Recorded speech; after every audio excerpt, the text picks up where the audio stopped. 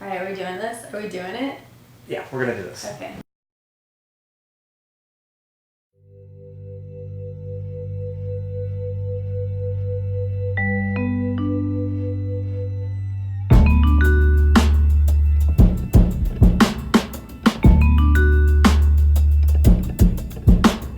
A new world hangs outside the window, beautiful and strange. It must be finding a way. I must be sound and color with me for my mind, and she'll show me where to go when I need to speak.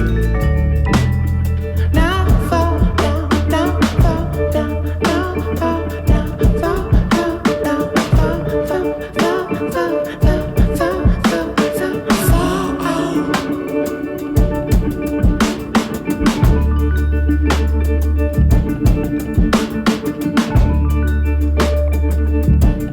sound and color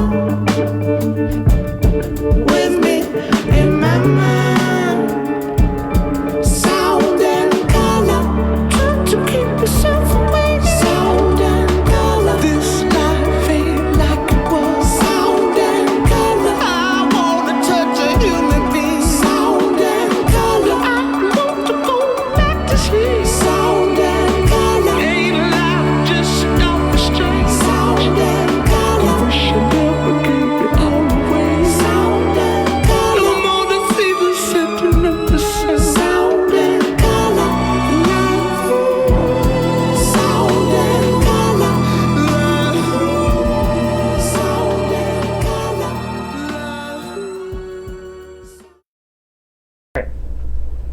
First question, simple one. Tell me a little bit about yourself. No, me? See, I never know what to say with that question.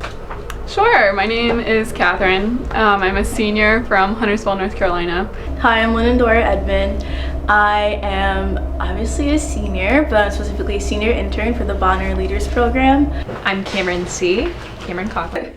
My name is Destiny. My name's Helen. My name is Jerome Allen.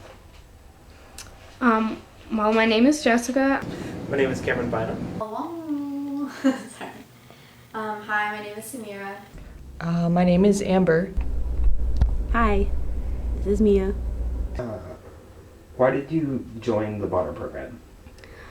I joined the Bonner program because I was looking for a job, but I was also looking for something more important in my life. Throughout my high school career, I was always involved with volunteering and helping others, so it was kind of a good fit. And it kind of spoke to a more deeper way of doing my work study hours than just like sitting in a library. I found out about it through my mom. She, at my first year orientation, met Lucy at the booth. I wanted to get involved in things that I felt like were going to impact the local community. I didn't want to be stuck in the UNC bubble. I wanted to be reaching out to people that were living around me, not just the people that were living in the dorms around me.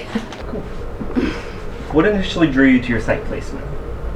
I was initially drawn to Blue Ribbon because of the way they treated us on our first year, our site visit.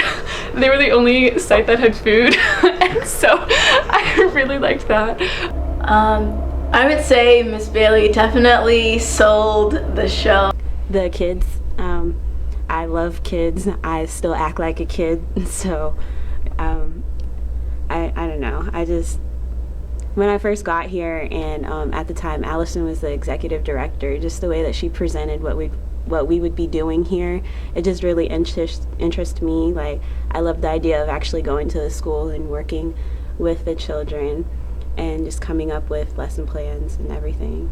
Will and CJ were initially executive director and youth development directors, and they came in and gave a performance. And I've always kind of been involved in poetry and writing poetry myself, So when they gave that performance, I thought it would be a perfect fit.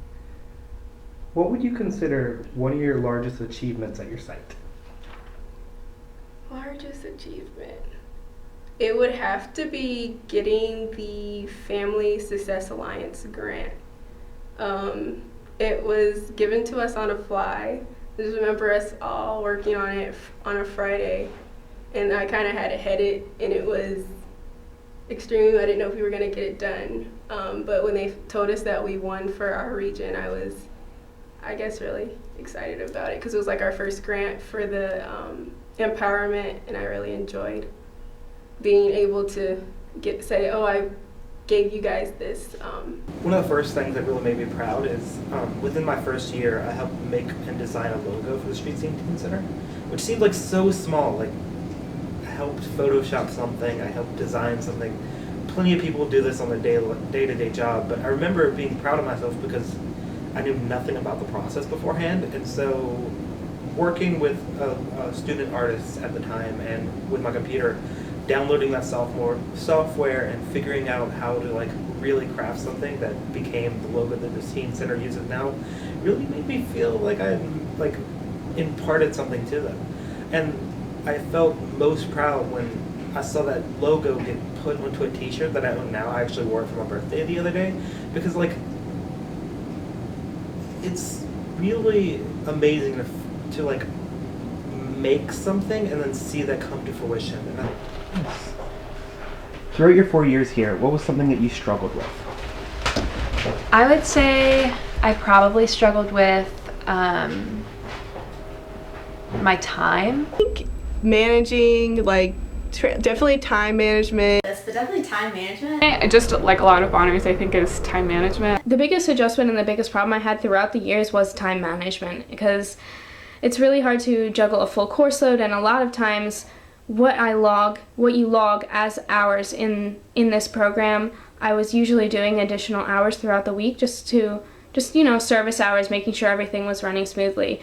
And just time management of all of that was the most difficult part for me. I've definitely have struggled a lot with finding tangible solutions to the education gap. There was one time I was talking with a student who, he was always like a class clown and he never would really like engage in tutorials too much. And one time I just pulled him aside and asked him, why are you like cutting up? Like, why aren't you, paying attention in class? Like, I know you're capable of it. I know you're a smart kid.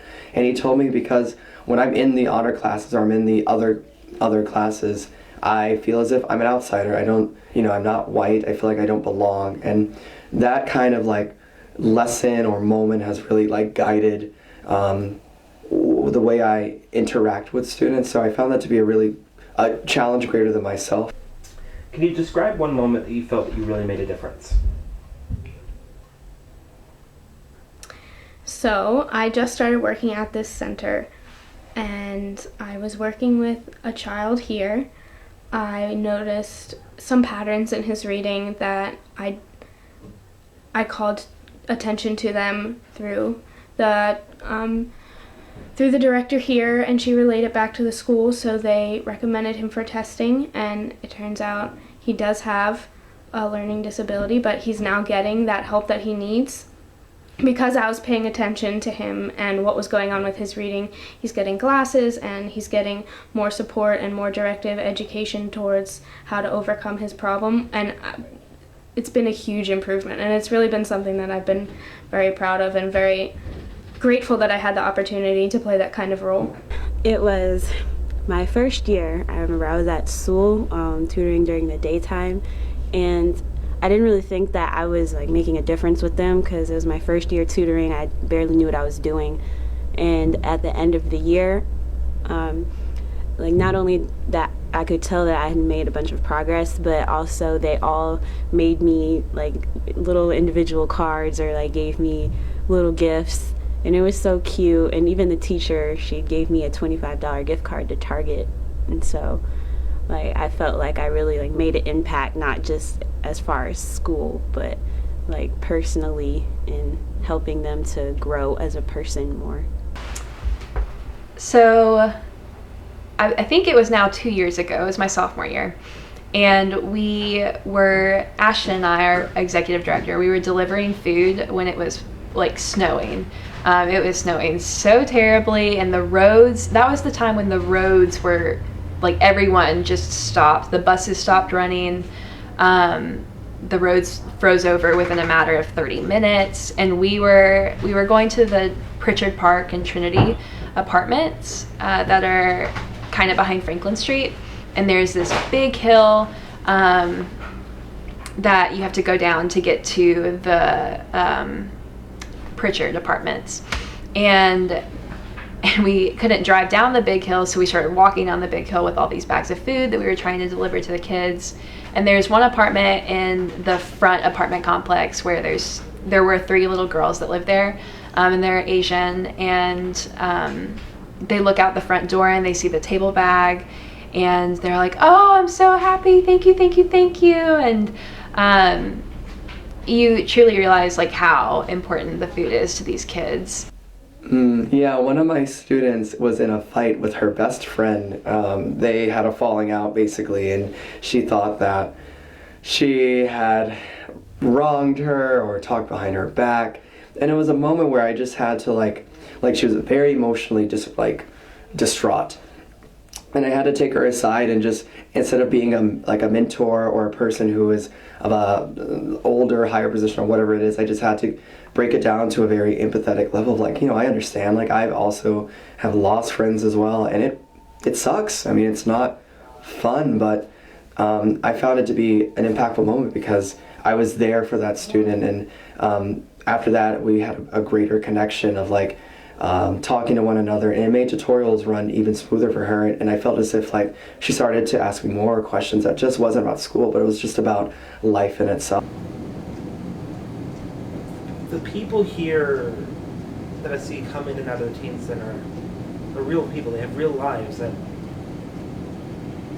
I think it's easy to go to work and just do work, to think that the numbers, the metrics, the things you try to hold yourself accountable to are really the whole of the job. That you do this many hours, you do this much work, and after the numbers are done, you've completed your job. But at the end of the day, that's not what anyone remembers. At the end of the day, what people remember are the conversations, the moments, the experiences, the times when you are filled with joy or sorrow or anger or all of the above. And I think at that moment I felt like I connected, and I think that's one of the biggest things I ever did there. What is one person whose life you feel like you have impacted through your service? I think, so last semester I tutored a kindergartner named Kieran. And, no, he was a first grader, and he was really sweet, and we had a great time. We got to do lots of like art because he loved drawing, so I'd always incorporate drawing. And sort of towards the end of the spring semester, he started mentioning how he was moving over the summer, and it was so cute because he was moving to Cincinnati, but he could never remember the name Cincinnati. So he would describe he's like, there's this city and it's got streets and there's this and that, and I'm like, is it called Cincinnati? He'd be like, yeah, how did you know? And it'd be like the third week that he'd try to describe Cincinnati to me, which is adorable. And so I could tell he was like a little nervous about it, and I just sort of was like trying to be positive about like, oh, it sounds like you'll have such a cool house and you're gonna really enjoy like going to this city and exploring. There'll probably be lots of snow and all this stuff. And so I felt like by keeping like making this big change in his life sound really positive, I felt like that was a pretty good experience. So just all of the students. There was one in particular, her name was Maria, and we became so close. She was the sweetest girl, and it was this very ironic situation where she was Latina Mexican, and both of her parents were immigrants who'd come here, and she'd been raised in the U.S., born in the U.S., but she spoke Spanish fluently at home, but she'd never learned how to write it. And so I was taking Spanish classes and was nowhere near fluent, but had come learning the grammar of Spanish. And so she and I every week would work on Spanish homework, and it always just felt very strange to be helping this fluent speaker with the written part of her homework. And so we became really close over that and bonded, and she was the sweetest person. And I think I know she really impacted me, and just understanding more about immigrants who come to the United States and how they struggle in so many ways. When we were working on the Veterans Homeless Survey project, and we were doing like grassroots surveys. We were out on the streets of Franklin, stopping and talking to people, asking them about who was a veteran and if they were homeless, and like just doing surveys for them. And I guess for me, just having that one-on-one contact, I got to see how important work as a Bonner here was. Like, I didn't realize what these programs were doing, how they were affecting the general population before. It was kind of just like, you come here, you do the administrative part of it, so you don't always get to see the one-on-one and how you're affecting people. But when we were actually out doing the work, it was I think I went home and cried that day when I was like just communicating with the people. It was really like intense and motivating for me and inspiring just to see how we were affecting people. I met an individual who he was literally telling me his whole life story, and at the time, you know, my head, I was just like, okay, I need you to fill out my survey so that I can show that veterans are here in this area and that they need these resources. But eventually, like, his story was just so profound, and it stood out to me so much and touched me so much that I like went beyond just having him fill out the survey, where I actually was able to have a conversation with him and explain to him what we were doing and in terms of just life in general. And he was very, very appreciative, the fact that like college students were taking the time to actually talk to veterans, and in addition to like homeless veterans. He was very, very touched, and I just remember leaving the shelter feeling like, wow, I'm actually doing something that's affecting people and people are actually appreciating it. How have you grown through the Bonner program? That's such a good question. Oh man. Well, one thing, I didn't know what institutionalized racism was until the Bonner program, so that's one thing. And it was just great because in high school you engage with nonprofit and you engage with like volunteer work in a way that's very like, oh, I need to fulfill my National Honor Society hours. I have this many hours, so I'm gonna go volunteer at a soup kitchen. But it was like, what if we actually look at the impact of working with people who need a service, and how do we do that in a way that's intelligent, considerate, and is holistic? Before, I was one of those people who just like volunteered at like a carnival or something, just so I can get my hours for high school so I could graduate.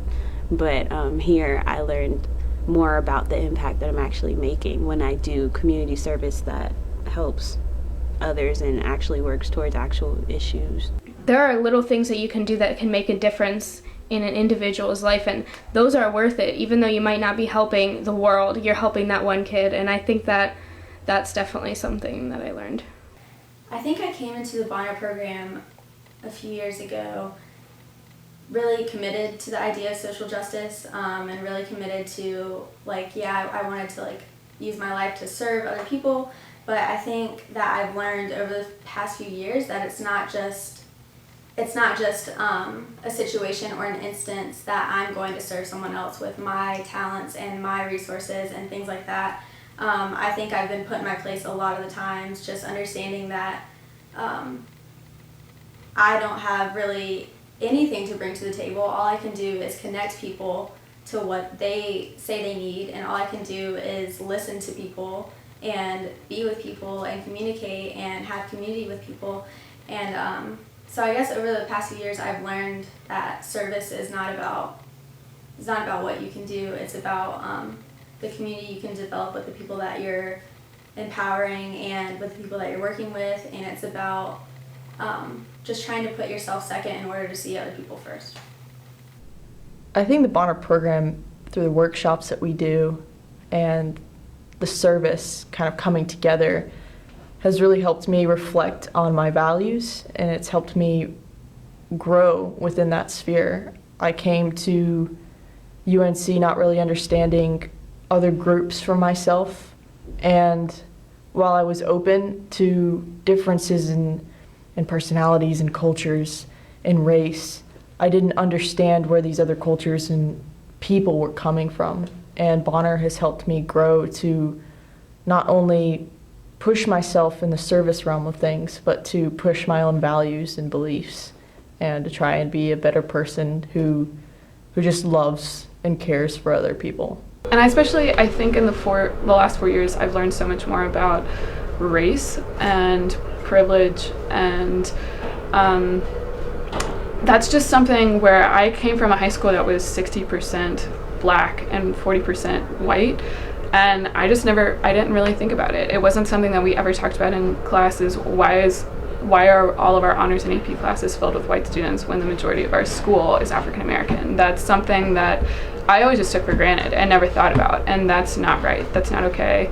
And I feel so lucky to have learned more about that here and worked with those communities and learned more about these cycles of poverty and inequality. And I think Bonner is kind of working to learn more about that and to change it. And I think that's incredible.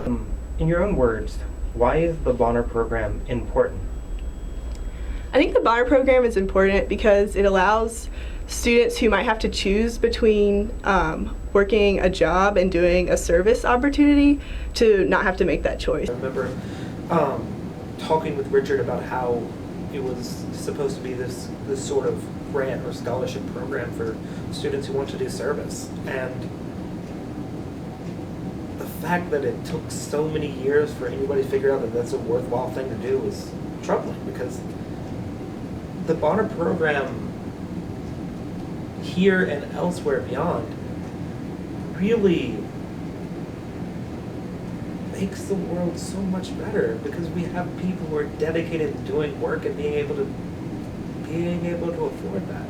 I think it's a travesty that students like me weren't able to do service because I was the people who needed to be served. That back in high school, some of the times I was working at the soup kitchen, and some of the times I was on the other end. Bonner, by offering these financial programs, work study here at UNC or scholarships other colleges, gives a chance for people to give back even when they don't have much to give. And I think people like me in my position are often the people who are most passionate about this because they know what it feels like. The Bonner program is important because it gives you insight on a community that you didn't have any knowledge about, and you could easily go these 4 years and not know anything about the community that surrounds Chapel Hill. I think the Bonner program is important because it fosters more of a UNC community as opposed to a UNC university and then the surrounding areas. So it connects the college students who have the resources and they have the drive and the desire to help the community with a community that could really use the resources and the UNC students' education and things like that. I think the Bonner program connects the university and its students. At this point, we have dozens of students connecting to community sites. So it's not the university in this bubble anymore where we don't understand how gentrification and how the university is affecting these community members who have been here for decades and decades. They've been here forever. And you don't necessarily see that. And with the Bonner program, we're put directly in sight. So not only can we see how the university is impacting these communities, but we can see how we can help and we can actually be on the ground and help these communities. So you can try to help, so you can try to understand and make changes, because the university bubble does exist. And so a lot of people are ignorant to things that are like common and need to be changed. So the Bonner program helps you learn about that and find ways to actually address it that help bring about that change. And it's just, I don't want to say life-changing because that's really cliche, but it is life-changing because it brings that sustainable connection for years and years and years and gives people a space to like learn and, I don't know, come into themselves, I guess, over 4 years or however long you're here, with a community that they come to love, and the community comes to love those people as well. The Bonner program enables us to not be naive individuals, but instead to face those challenges that the world is going through, and to be very active members of society and try to make a difference in our own way. And yes, we're only students right now, but the skills that we're learning and the work that we're doing right now can build up and eventually help us become individuals that can actually make an impact and critical change to America and hopefully the world, if that's what you're achieving or shooting for, which I might be. So, you know that saying that goes, by your junior year, UNC gets in your blood and you become obsessed with Carolina, that whole saying. That really never happened to me. I never fell in love with UNC. I never was a diehard Tar Heel fan. But the Bonner Leader program made me feel at home. And I think the Bonner program was such a forming experience for my time at UNC that made it like worth it, honestly. I don't think without the Bonner program I would have transferred. And the Bonner program really kept me here. It kept me connected to UNC. It kept me connected to Chapel Hill and Carrboro, and kept me here for 4 years. And I think overall the Bonner program is a family. It's not just something you do in your extracurricular time. It's so much more than that. What is a funny anecdote from your 4 years here? It's funny. I was talking the other day and I said, the easiest way to get somebody to give you blank noise on camera is say, be funny. Because, like, nobody knows what to do, nobody knows what to say, nobody knows how to be funny on the spot. So, here's my blank noise while I think of a funny story.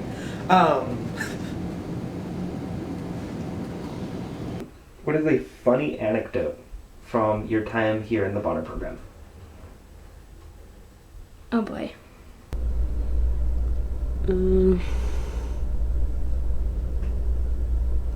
So, what is an anecdote again?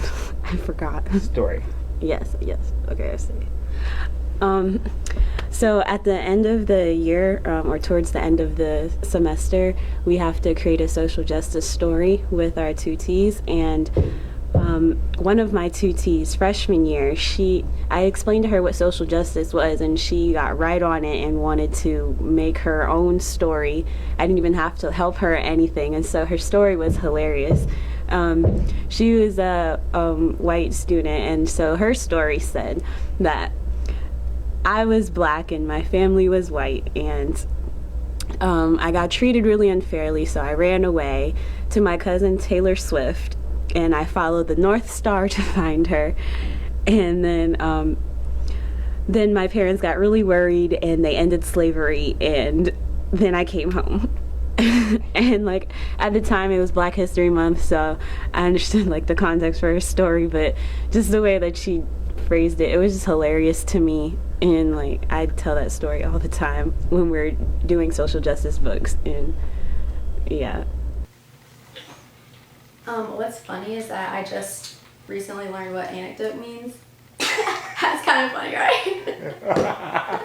So we got that.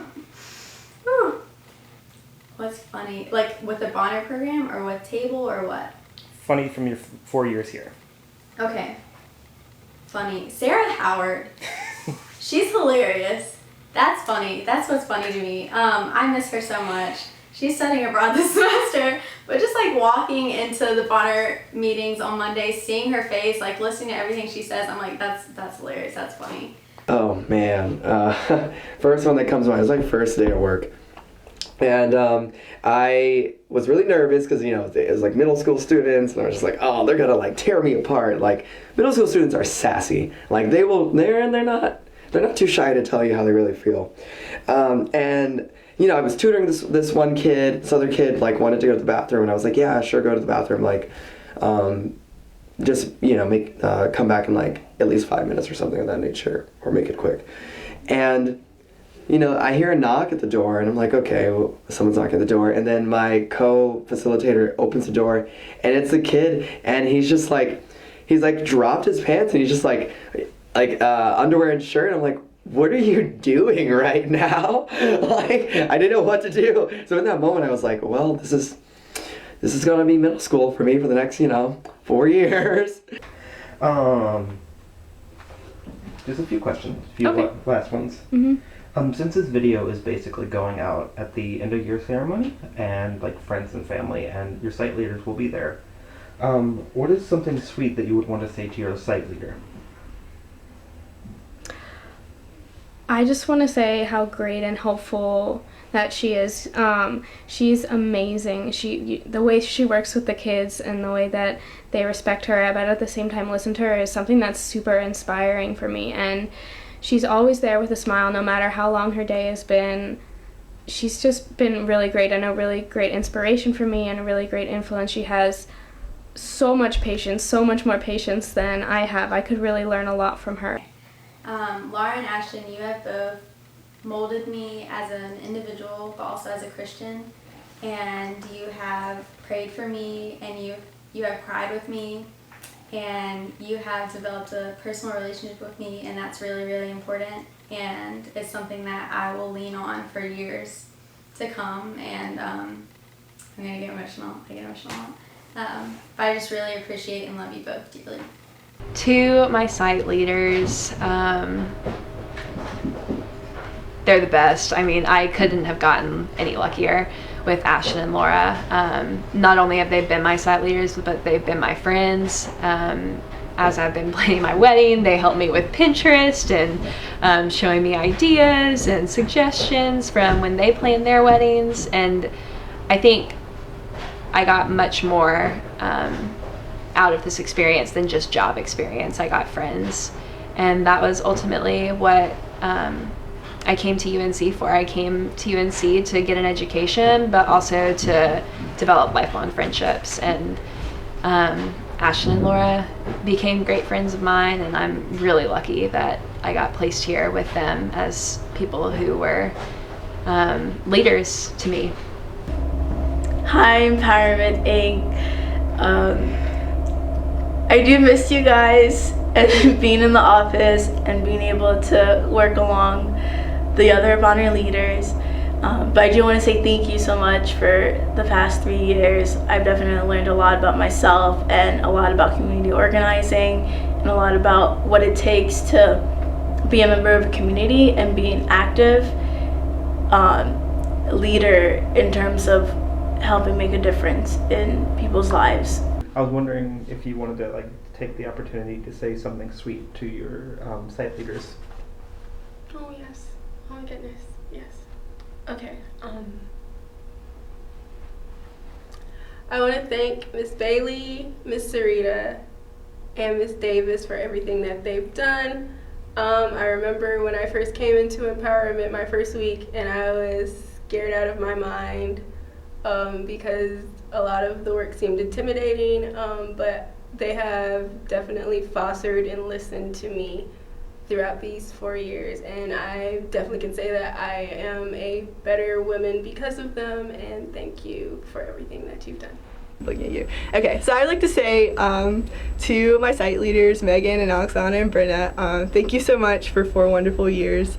And it's just a joy working in the office with you guys. You're hilarious, and it's fun just to hang out, and the fact that we're all doing meaningful work on top of that makes it really just the best. And I think people could take lessons in how to foster a really, really wonderful, easygoing, productive work environment from you guys, because it's always fun to just hear about your lives and hear just how things are going, and it's just nice to always know that you're here in the office. And I just want to say thank you for making it possible for so many students from Bonner and also just all the America Reads programs to get into the schools in Chapel Hill and Carrboro and work with these kids. So thanks for all you do.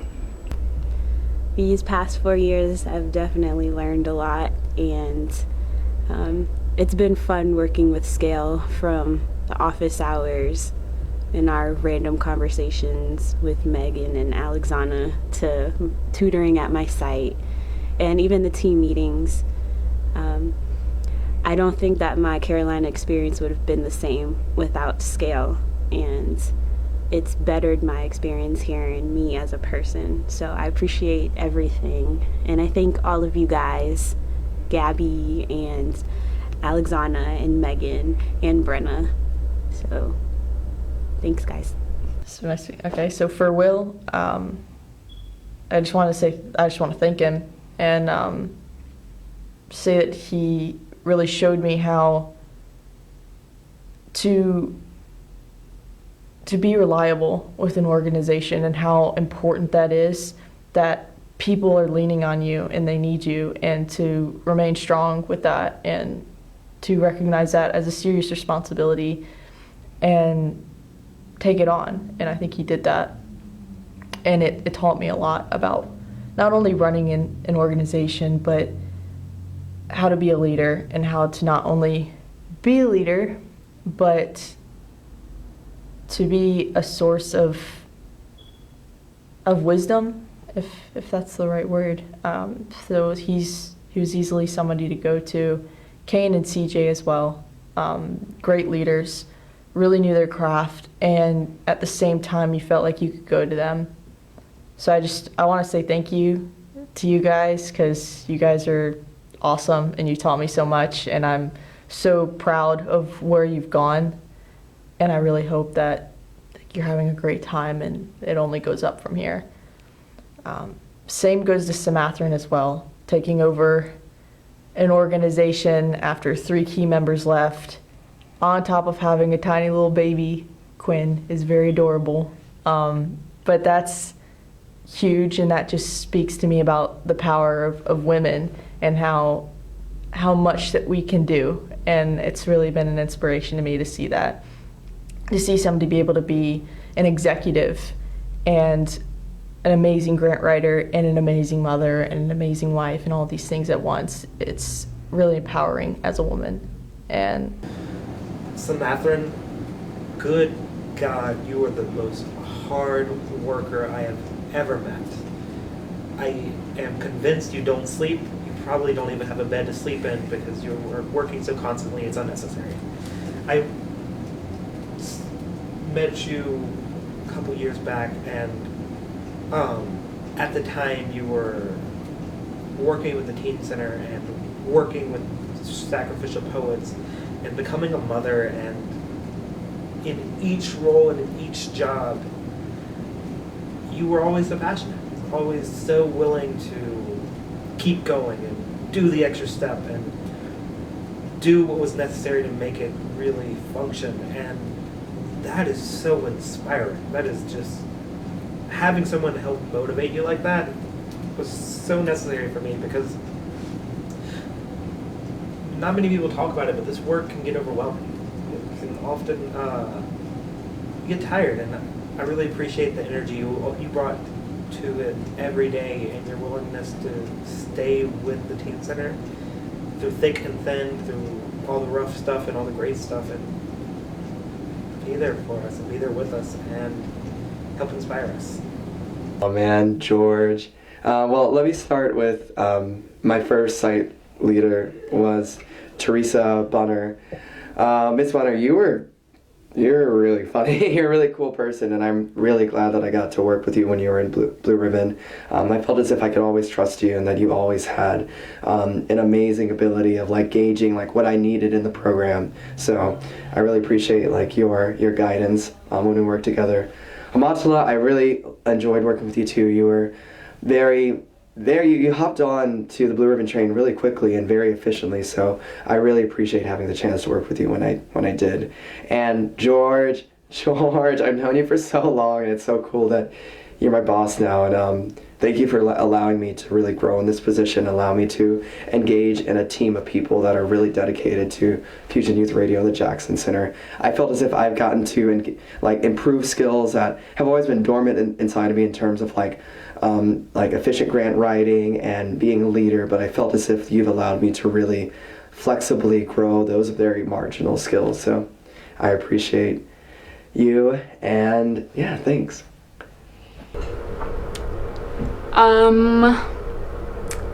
Unfortunately, Teresa is not working with Blue Ribbon anymore. But to everyone who's had the opportunity to work with Blue Ribbon, I want to thank you for welcoming me into that environment and to letting me grow there and being patient with me as I learned more about how to adjust to working with students and in a nonprofit environment. And also, thank you for doing what you do and working with students. I think it takes another special kind of person to work in a nonprofit and to continue to work there for years on end. And your drive and passion is what we need in the world. And I want to thank you so much for dedicating your lives to creating change and to working with students who really need you. Any final words to the Bonners? Final words to the Bonners. I would just say be dedicated to this, because this is a learning process. Life is a learning process, but this program is going to help you grow so much. And if you stick with it and you give it your all, this isn't something on the side, this isn't a club, this is something that's going to change your perspective on life and people and love and values. So if you stick with it, you come to the meetings and you show up to the intramural scrimmage games, please do that. If you do that, then you'll be very successful in life. Thanks for believing in us as world changers and not just students who are just doing something for the fun of it for a few years. Thank you for actually making us believe in ourselves and making us see ourselves as people who are going to make an impact and make a change. When everything seems so, seems so difficult to grasp and understand, and everything is overwhelming and we don't see room for change, the Bonner program reminds us that there is room, and then we are the people who can help create that change. So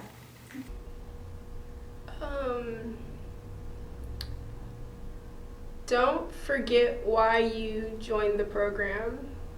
It's really easy to lose sight of why Monday night meetings and going to your site are important, but you just need to always go back to that reason why you joined the program in the first place, and not some research lab or the library or that spot in the union to sit and do your homework. Like, always go back to why you joined the Bonner program. I think try to remember how special this work is. Try to remember that not everybody gets this opportunity. You're at UNC, you're a college student, you're in the Bonner program, you get paid for volunteer work, your Monday night meetings, you get skills, opportunities, and trainings that other people do not get. We are so lucky, myself included. And I think it's always good to remember to be grateful. I think it's amazing where we've come from and where we came to, and the opportunities we have here. I think it's easy to start comparing yourself to other people and be like, oh, I don't have that thing, I'm not here, I'm not that, I haven't figured this out. When really, like, wow, you've done so much, and I think you should be proud of yourself. I think just, this is super cliche, I know, but just like cherish your years here, and like you don't have to do it all the time, because I know that's really hard, but every once in a while just take a moment and look around you at your site and be thankful for the work that you're doing and the opportunity that you were given to be able to make this kind of difference in the community, because not everyone's able to do that. And just take a moment and appreciate what you're doing there, what it means to you, and the wonderful program that you have been privileged to be a part of. Excellent work. High five.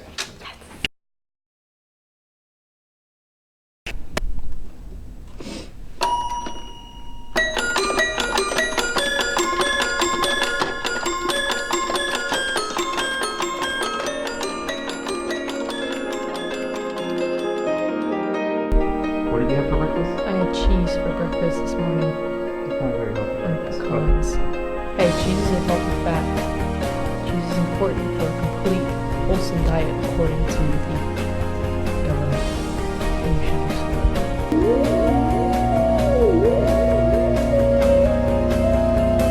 Channel after we had an assembly about like being safe on the internet, and all I said in front of the camera when she asked me a question, I was just like, and I said that for like a minute straight, and then they cut me out.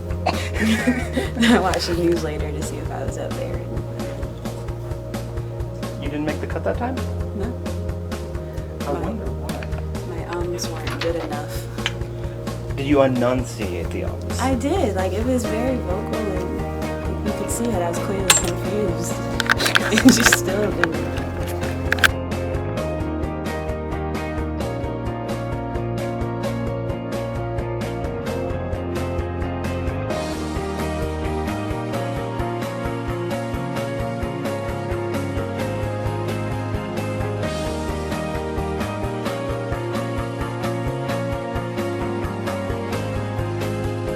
It's okay if we roll with footage that's unusable because then we have bloopers. Alright, and I should never look at Jerome, right? That'd be weird. Never ever in your Okay. life. Good. Go. Got it. Come make a funny face into this so we know. Is it recording right now? Yeah, so I just want to see. Hello. Okay, so we need to.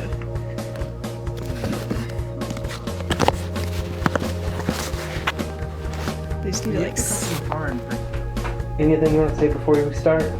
Famous last words? Famous last words. Mom, I love you. Alright.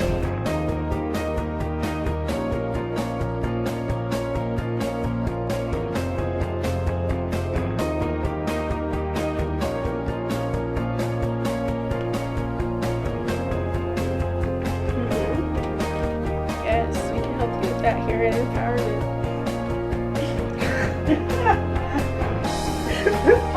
I can't.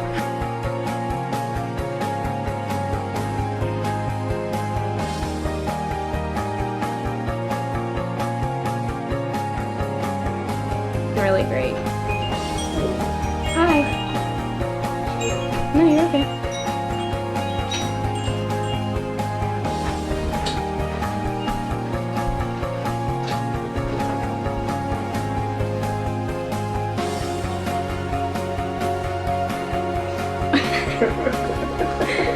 Okay. It's a lot of editing you have to do.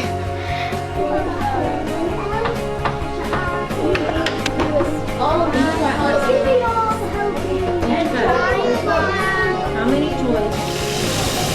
Wait, this is not gonna be Where's the go?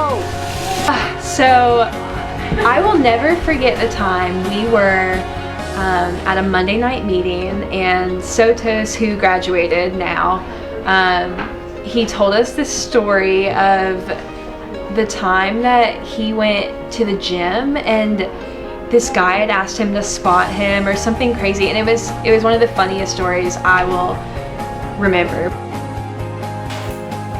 Has been recording the whole time. A little bit. Even when we were gone, A little bit. I was taking selfies. Good. Please don't put that in there. Okay, one time when I was in middle school, I waved at Allie and AJ during the exam parade. Is it okay if I like look at you? Yeah. Cool. Sound recording number 6. Can you clap? All right. Action. Oh. So. Perfect. Kelly. I'm sorry, I looked at the camera the whole time. I'm so used to like,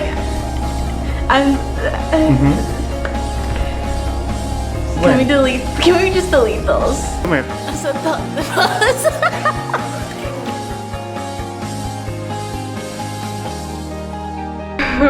We're done. That was the sweetest. I just want to give you a hug. Well, it's like the sweetest damn interview in the world. I felt like I was just like repeating everything.